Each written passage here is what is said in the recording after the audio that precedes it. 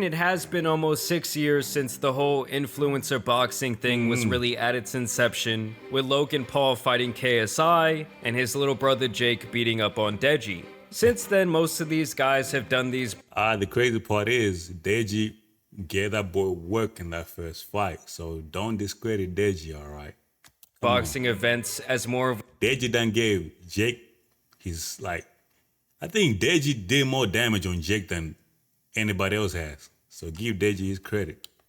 a side gig, where they really lock in for a couple of months in anticipation of the event, but for the most part are still mainly focused on their brand or their business, or really being more of an influencer. But a couple of these YouTubers have leaned all the way into the boxing lifestyle, like this dude Salt Poppy, Gib, Yeah, that was and crazy. most infamously, Jake Paul. And all I wanted to do was give y'all a knockout for Christmas. And for a while, it was great to see him bounce these dudes off the canvas. Now that is wild.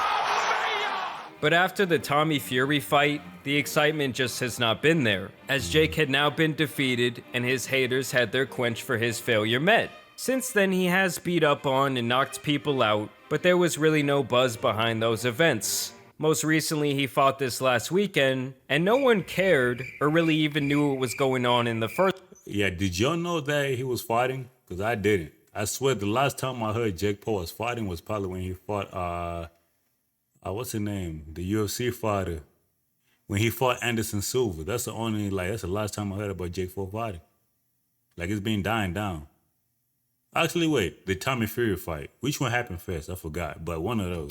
First place. In his defense, he was the co-main event here, at least he was supposed to be. His friend Amanda Serrano was supposed to be the real main event, seeing that she is from Puerto Rico herself, where the entire thing went down, but she had some sort of issue with her eye at the very last second and had to scratch herself out. So in turn, Jake became the real main event, and in the end, he got the TKO against this dude who looked like he could be your accountant. In all reality, he was a good boxer back in the day. His name is Ryan Bourland, You and see, that's the thing about Jake Paul. He fights people that used to fight back in the day. He don't fight people in their prime. That's my issue with him. He always picks on the elderly straight out of the retirement home. Fight somebody in the prime. See, when he fought somebody younger, like Tommy Fury, he put the work on his ass.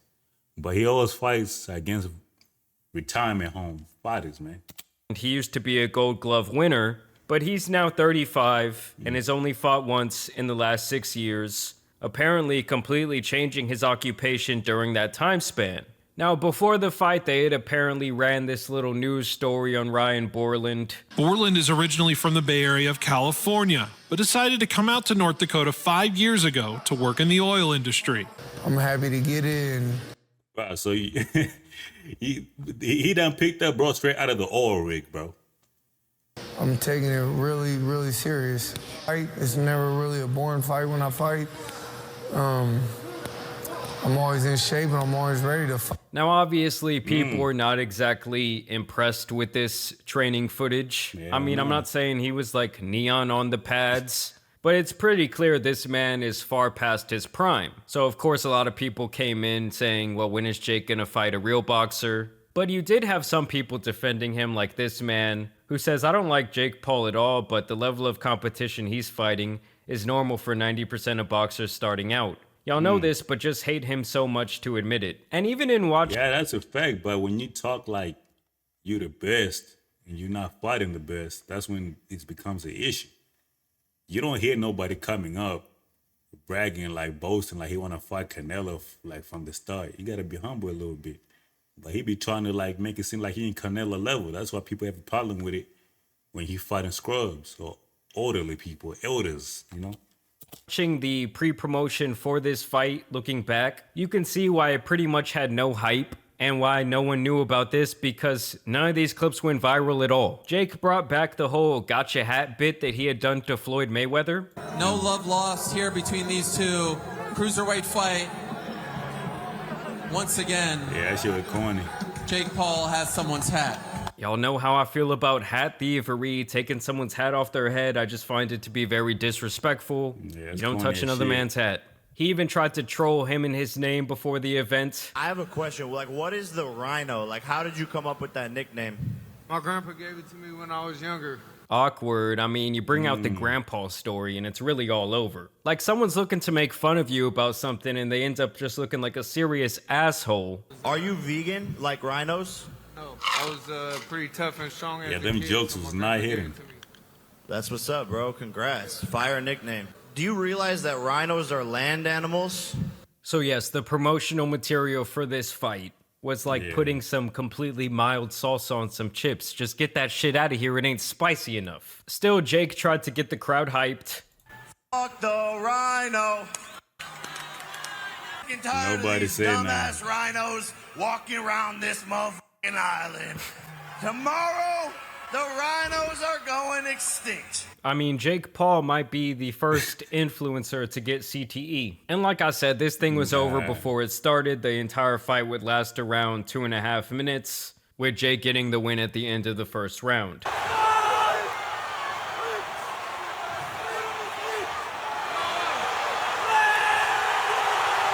They got a ticket. Like, it might have looked like he dominated him on paper because the guy wasn't really punching back, but he was pretty much an immobile target, and Jake was still missing a lot of his punches. Here's an alternate angle of the end of this fight.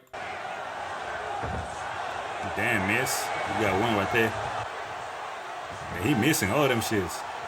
I mean, honestly, the Rhino really had no business going into there in the first place. But Boy, look like my substitute teacher right here. I ain't gonna lie. Mr. Paul. I mean, honestly, the Rhino really had no business going into there in the first place. But shout out to him, man. He went in there, he took the beat down, and he collected what was very likely a very nice check. I mean, I'm not saying I wouldn't trust this dude in like a bar fight, but if you show up to fight someone who has been training for the last 6 years, who is 10 years younger than you, you're probably gonna get the beats. Some people commented how in the post-fight interview, Jake sounded pretty fucked up. Yeah, man, you know, I just like to meditate and breathe. Realistically, nothing can stop me here, not even a rhino. I mean, he looks like he's about ready to give that man Ariel a smooch Nah, bro, is out of it. He was out of it. on the lips. And honestly, if anyone truly has CTE here, it might be this guy, Ryan. I'll be rooting for you the rest Thank of you, your bro. career, I man. really appreciate that. Yeah. We'll be rooting for you too, bro. Hey, we'll bring you in for training for his next fight, huh? Hey, sounds good. Sounds good. Appreciate Good job, you, my man. Yeah. Yeah, something wrong with that dude. And shout out to this man, Ryan, bro. He really does seem like a good guy. Of course, Dillon Danis had to step in to try and give his 2 cents. He says there's someone in Puerto Rico right now wondering why their Uber driver is taking so long. And to me, it's just like, dude, Dillon, at this point, just get the fuck off the internet. He keeps trying to come back, okay? It's like his pass has been revoked. He can't get in. He had his chance at redemption. He had his chance. Dillon Danis ain't got no room to talk, bro. He fought Logan Paul and all he did was go on his backside, open his legs, waiting for him to wrestle him. Like, bro, what is you doing, bro? Get up. He didn't even throw one punch. So, bro, need to get off the internet and stop talking, for real. Go on and continue fighting and be taken seriously Look at as a him. competitor, and he What completely is blew that? it. This guy made a complete ass of himself. So to me, it's like, Dillon, no one wants to hear from you, bro. I'm glad that Dana White isn't giving you the time of day. He's gatekeeping you from the UFC, and I find that hilarious. And for the most part, people were unimpressed by this win. Jake Paul was always destined to win this fight, and you are the suckers if you paid for this fight, and I know most people didn't. He is disrespecting the sport of boxing. He's disrespecting all the people that work the way up, but more importantly, he's conning the fans. Yeah, shit, that's a fact. So what you think, man? Do you think his career is over? I think the only thing that can really help Jake Paul, like, redeem his boxing, like, credentials is actually fighting somebody worth the fuck, you know? Like, if he keeps fighting this substitute teachers, dudes out of the freaking oil rigs, like retired MMA fighters coming out of retirement, we're not going to take it serious. So you got to fight somebody. I see Ryan Garcia recently called him out. If you fight somebody like that, can build your, you know, your hype up. Or since you're one level under Vidal Riley, why don't you fight Vidal Riley?